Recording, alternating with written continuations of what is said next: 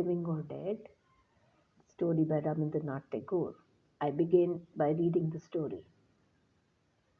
The window in the house of Sharda Shankar, the Ranihad Zamidar, had no kinsman of her father's family.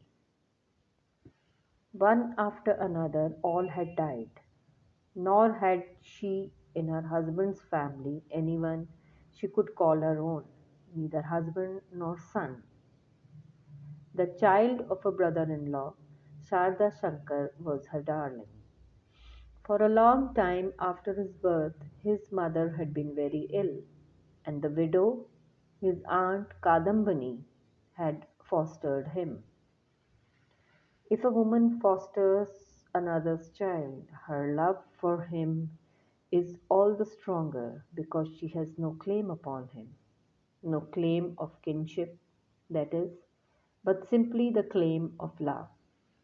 Love cannot prove its claim by any document which society accepts and does not wish to prove it. It merely worships with double passion its life's uncertain treasure. Thus, all the widow thwarted love went out towards this child.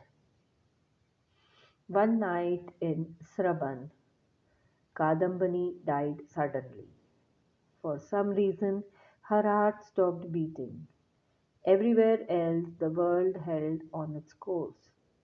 Only in this gentle little breast, suffering with love, the watch of time stood still forever.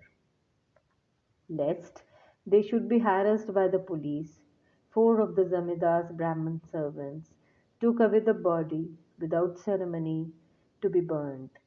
The burning ground of Ranihar was very far from the village.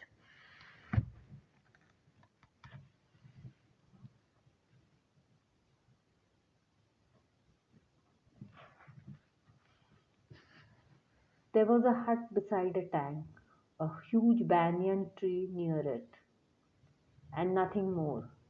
Formerly a river, now completely dried up, ran through the ground, and a part of the watercourse had been dug out to make a tank for the performance of funeral rites. The people considered the tank as part of the river and reverenced it as such. Taking the body into the hut, the four men sat down to wait for the wood. The time seemed so long that two of the four grew restless and went to see why it did not come. Nitai and Gurucharan being gone, Bidu and Banamali remained to watch over the body.